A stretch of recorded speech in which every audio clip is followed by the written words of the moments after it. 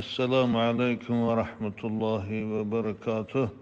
قومای عزیز، خداوند از این آفتی که بالاتان آمده همتان نگه داره، اجر و پاداشی بزرگ نصیبتان کنه. انشالله خداوند هر چیزی که بالای بنده میبیاره او یک امتحان است، سبب کثافتی گناه بدبختای، اما چه علاج ما و شما هم مبتلا شدیم. لیکن انشالله صبر کنه، خداوند این مصیبت با از بالاتان دور میکنه.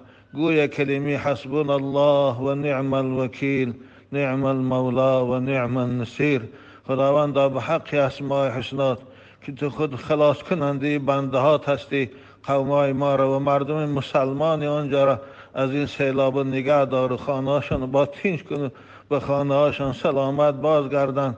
از این بیماری که امروز جامعه جهانی را مبتلا کردی از سبب کثافتی گناه های این بدبختا، خدایا همه امت اسلام خصوصا مردم ما را، مردم خیش تبارک در قزاقستان، خواه قزاق خواد مسیحی خواهد، خدایا همش نگه دار. پروردگار همشان به تو امانت میسپاریم، نگهشان دار. سلامت باشه قومای عزیز، انشاءالله صبر کنه، خدا همش از شما دور میکنه. آمین یا رب العالمین.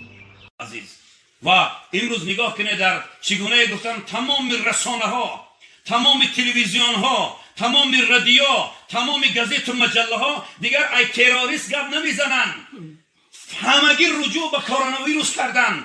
چنان ترور کرد از عالم این مخلوق فرستاده خدا که به چشم نمیبینیش، چنان خوردک است که با میکروسکوپ ببینیش. تمام گرانیسه ها را میگذرد، تمام ایرپورت ها را گذاشته است. اینقدر محکم کنی، اینقدر دواده و پراپر و دزینفکسیا آدم به لرزه آورساده است. الله میگه که این خواست خود شماست. الله چنان مهربان است بر کافر و مسلمان، هم کافرها بنده خدا، هم مسلمانا بنده خدا. هیچ قوم و ملت را خدا تغییر نمیتید مگر همو قوم و ملت خودش نخواهد. الله میگه من ظالم نیستم، ظلم نمیکنم. چرا در این قدر سالها چنین بلا بالای مردم نامد؟ چرا؟ این معلوم میشه که کاسه صبر خدا پر شد. جنایت و معصیت و گناه چه از طرف مردم بدین چه از طرف مسلمان فرق نمی کند، تا اندازه زیاد شد که الله صابر به صبر شد. الله صابر کاسه صبرش لبریز شد ریخت، دیگر این بلا را بالای مردم فرستاد. ابد قدرتان عالم دیدن که این ساخته دست بشر نیست، این ویروس. تسلیم شدن دیگر، هرچند حرکت کردن که در مقابلش یگان دارو و دوایی که نمی آوند، دیگر تسلیم شدن گفتن مال خدا است. این از جانب خدا بلا آمد. بله جنگل که وقتی در گرفت خشکتر آمد، همی خیلی بلاها آمد. بنی اسرائیل در دم بدم آمد. بنی اسرائیل که سرکش و متکبر و تمرد کردن، ظلم کردن به خلق خدا، به بیچاره و مظلوم ها ظلم کردن، کشتن، سوختن، نیست کردن چیزی که نفساشان میخواد نسبت که خلق خدا مظلوم بیچاره کردن، ادا کردن. الله پشتیبان مظلوم است. رسول الله به طرف معاذ ابن جبل، وقتی معاذ ابن جبل به یمن فرستاد، رسول صلی الله علیه وسلم گفت ای معاذ ابن جبل، خودت را از دعای مظلوم نگه دار، زیرا بین مظلوم و خدا حجاب و پرده وجود ندارد. اگر مظلوم کافر هم باشد مخلوق خدا است.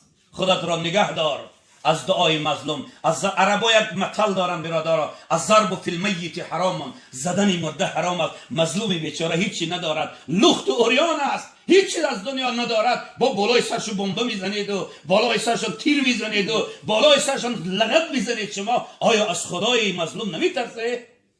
این خدایی که آرام است وقتی او در جنبش درآمد، این خدایی که صابر است وقتی بی‌صبری کرد، این خدایی که مقتدر است وقتی قدرت روانا کرد، و باور کنید هیچ چیز پیش روی او را نمیگرداند.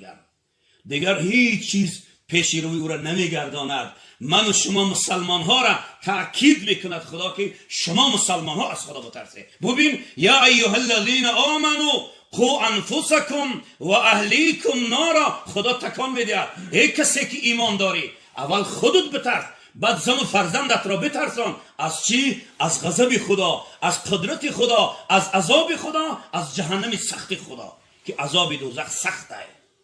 عذاب دوزخ سخت است. اگر این یک درد عادی می آمد برادرها، طبیبای عالم، طبیبای بزرگ، طبیبای مقتدر بسیاری هستند که در حال در مقابلش یک داروی می برآوردن، اینا صد راه می شدن.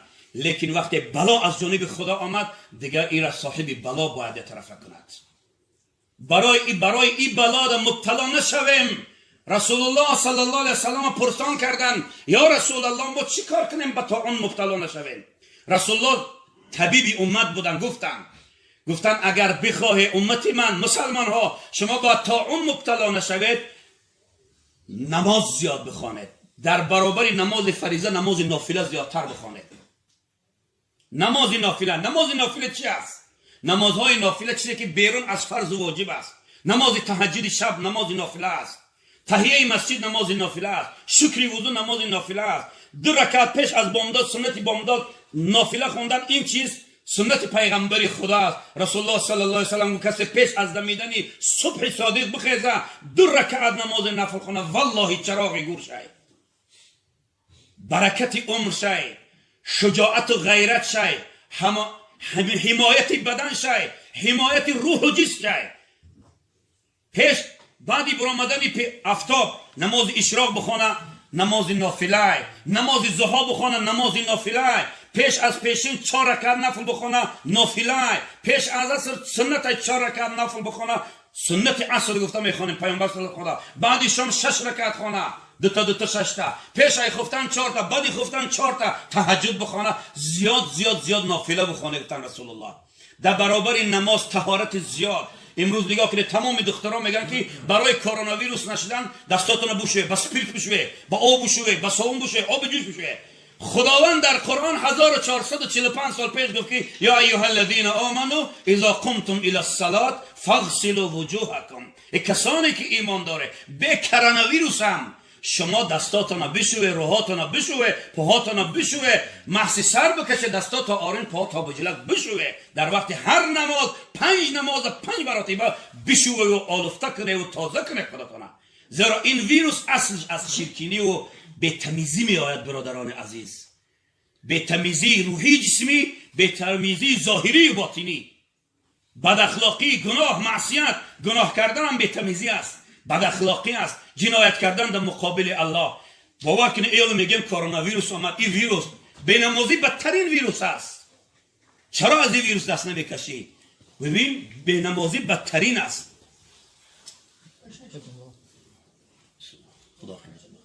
بنابراین لحاظ ما از اینها هیچ جای ترس نداریم، از این بلا و ویروسی که امروز بالای امت مردم آمدند. باید ما از صاحب این بلا بترسیم. اگر اون نخواهد هیچ کس مبتلا به این درد نمیشه برادران عزیز.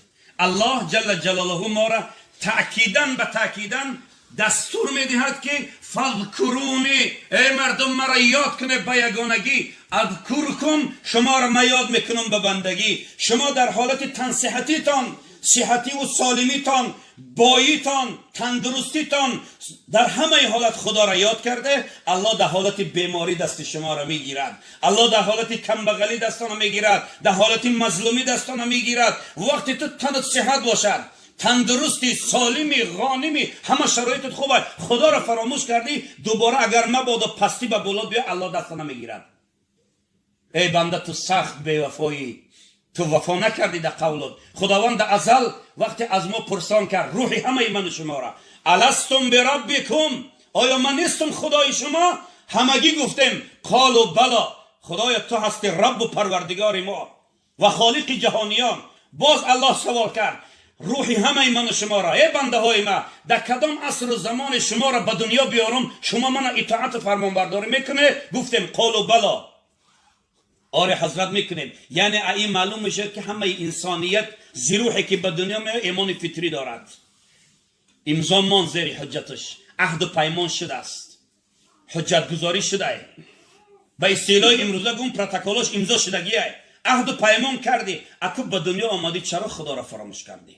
ای بنده تو سخت بی‌وفایی، از کبر به سوی ایمان آیی. یگانه چیزی که تو را انسان مغرور از خدا دور کرده است، یه بار تفکر کن، کبر و منمنی تای، غرور تای، تکبر تای. مگر نمیدونی که متکبری که در عالم نامش برآمدگی ابلیس بود، برای تکبرش به چی بلاها گرفتار شد؟